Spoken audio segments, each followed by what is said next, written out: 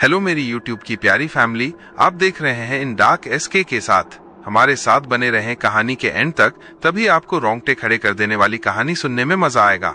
और साथ में चैनल को सब्सक्राइब कर लीजिए, इससे आपकी और हमारी नजदीकियां बढ़ जाएंगी। अब आपका ज्यादा टाइम खराब ना करते हुए बढ़ते हैं आज की कहानी की ओर। अर्जुन एक कैब ड्राइवर था जो दिल्ली में देर रात की शिफ्ट में काम करता था। एक सर्द रात लगभग 2 बजे उसके फोन पर एक बुकिंग आई। पिकअप स्थान शहर के बाहरी इलाके में एक सुनसान हवेली थी, जिसके बारे में अफवाहें थीं कि वो शापित है।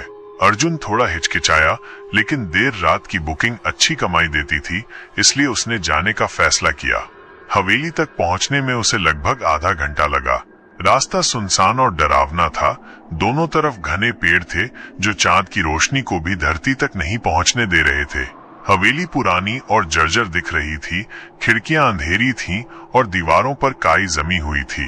अर्जुन ने हॉर्न बजाया, लेकिन कोई जवाब नहीं आया। कुछ मिनट बाद हवेली का भारी लकड़ी का दरवाजा धीरे धीरे खुला। एक लंबी पतली आकृति बाहर निकली। अंधेरे के कारण अर्जुन उसका चेहरा ठीक से नहीं देख पाया, लेकिन उसे लगा कि उसने एक लंबा कोट और टोपी पहनी हुई है। आकृति बिना कुछ कहे पिछली सीट पर बैठ गई। कहाँ जाना है? अर्जुन ने पूछा। पिछली सीट से एक धीमी कर्कश आवाज आई, पुरानी मिल की तरफ। पुरानी मिल शहर से काफी दूर एक वीरान जगह थी, जिसके बारे में कहा जाता था कि वहां कभी एक भयानक दुर्घटना हुई थी।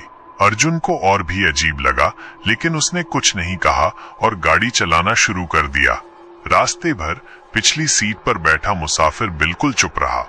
अर्जुन ने कई बार शीशे में देखने की कोशिश की, लेकिन अंधेरे के कारण उसे कुछ दिखाई नहीं दिया।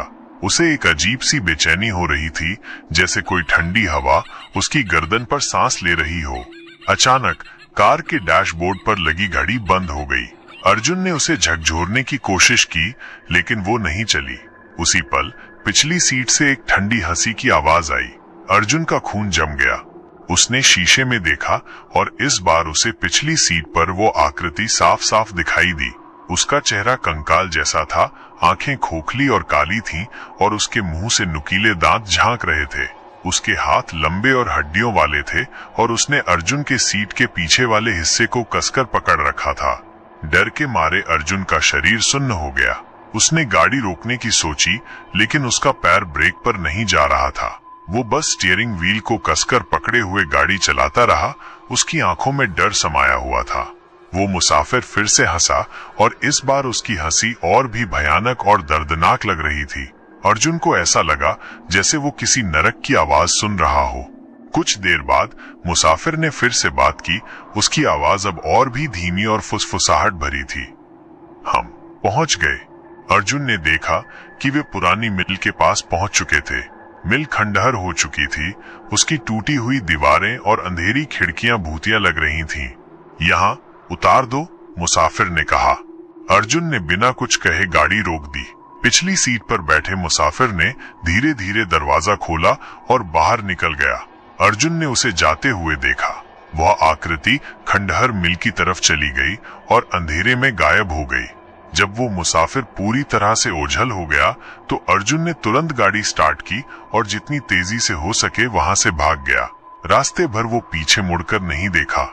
शहर पहुंचकर उसने सबसे पहले पुलिस स्टेशन जाकर सारी बात बताई।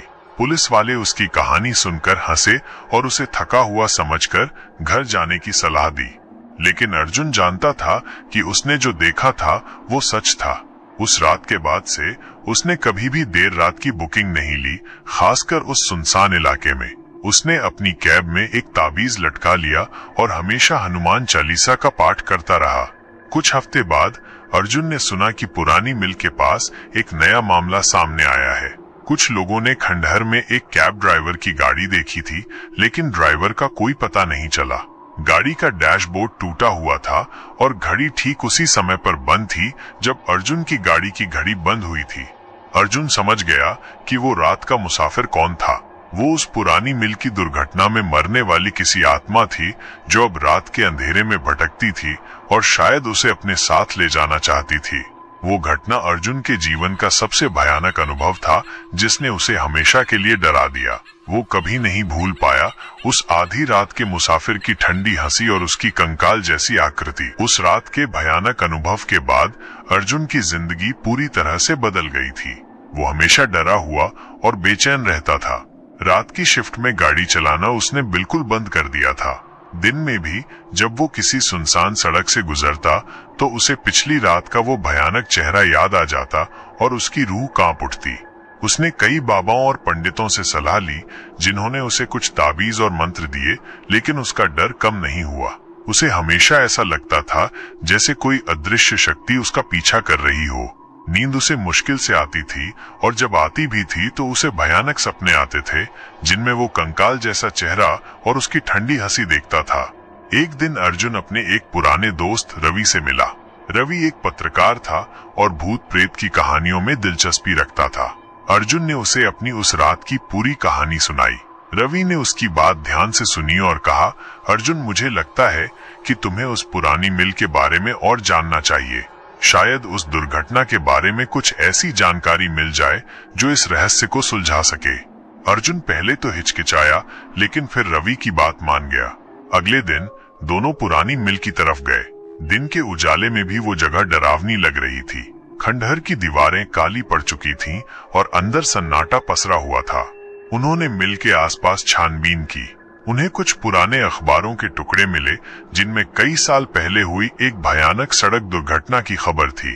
खबर के अनुसार एक तेज रफ्तार कार एक ट्रक से टकरा गई थी और कार में सवार एक बूढ़ी औरत की मौके पर ही मौत हो गई थी। औरत का चेहरा बुरी तरह से क्षत विक्षत हो गया था। खबर में उस औरत का नाम और पता भी दिया गया था। रवि ने वो पता नोट कर लिया। उन्होंने मिल के अंदर भी तलाशी ली, लेकिन उन्हें कोई और सुराग नहीं मिला। अगले दिन अर्जुन और रवि उस पते पर गए जो अखबार में छपा था। वो शहर के एक पुराने इलाके में एक छोटा सा जर्जर घर था। दरवाजा खटखटाने पर एक बूढ़ा आदमी बाहर आया। रवि ने उसे अखबार की खबर दिखाई और उस औरत के बारे में पूछा। बूढ़े आदमी की आंखें नम हो गईं। उसने बताया कि वो उस औरत का बेटा था। उसकी माँ एक बहुत ही दयालु महिला थी, लेकिन उस भयानक दुर्घटना में उसकी जान चली गई। उसने ये भी बताया कि उसकी माँ को पुरानी मिल के पास से गुजरना बहुत पसंद था, क्योंकि वहाँ एक पुराना बरगद का पेड़ था जिसकी छांव में उसे शांति मिलती थी। रवि ने पूछा कि क्या उसकी माँ की कोई अधूरी इच्छा थी या कोई खास लगाव उस जगह से था। बूढ़े आदमी ने थोड़ी देर सोचा और फिर कहा, हाँ, एक बात थी।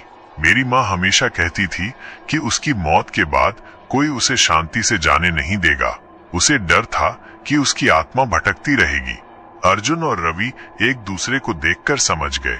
शायद वही बूढ़ी औरत अर्जुन की कैब में बैठी थी। उसकी आत्मा को शांति नहीं मिल पाई थी और वो किसी को ढूंढ रही थी जो उसे उस बंधन से मुक्त कर सके। रवि ने एक स्थानीय पुजारी से संपर्क किया जो आत्माओं को शांति दिलाने के अनुष्ठान करते थे। पुजारी ने बताया कि उस जगह पर एक विशेष पूजा करनी होगी और उस आत्मा के लिए प्रार्थना करनी होगी ताकि उसे मुक्ति मिल सके। अगले पूर्णिमा की रात अर्जुन, रवि और पुजारी पुरानी मिल गए।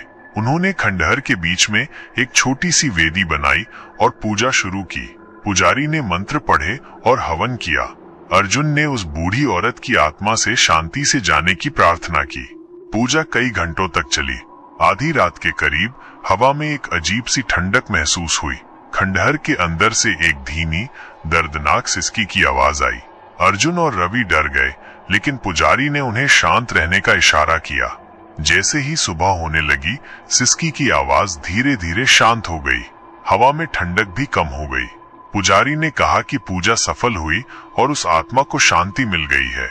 अगले कुछ दिनों तक अर्जुन थोड़ा बेचैन रहा, लेकिन फिर उसे धीरे धीरे शांति महसूस होने लगी। वो भयानक चेहरा अब उसके सपनों में नहीं आता था और वो ठंडी हंसी की आवाज भी उसे सुनाई नहीं देती थी। उसने फिर से रात की शिफ्ट में गाड़ी चलाना शुरू कर दिया, लेकिन अब उसके दिल में डर की जगह एक अजीब सा सुकून था। उसे लगता था कि उसने अनजाने में ही सही किसी भटकती हुई आत्मा को मुक्ति दिलाने में मदद की थी। पुरानी मिल अब भी खंडहर थी, लेकिन अब वो उतनी डरावनी नहीं लगती थी। अर्जुन कभी कभी उस रास्ते से गुजरता और हर बार वो उस बूढ़ी औरत की आत्मा के लिए प्रार्थना करता। उसे विश्वास था कि अब वो आत्मा शांति से अपने सफर पर निकल चुकी है और उसे कभी परेशान नहीं करेगी। लेकिन उस रात का अनुभव अर्जुन कभी नहीं भूल पाया। उसने उसे सिखाया कि इस दुनिया में सिर्फ जीवित प्राणी ही नहीं रहते, बल्कि कुछ ऐसी शक्तियां भी मौजूद हैं जिन्हें हम देख नहीं सकते, लेकिन वे हमारे जीवन को प्रभावित कर सकती हैं। और कभी कभी अनजाने में ही सही, हम उन शक्तियों का सामना कर सकते हैं जिसका अनुभव अर्जुन ने उस भयानक आधी रात के मुसाफिर के रूप में किया था।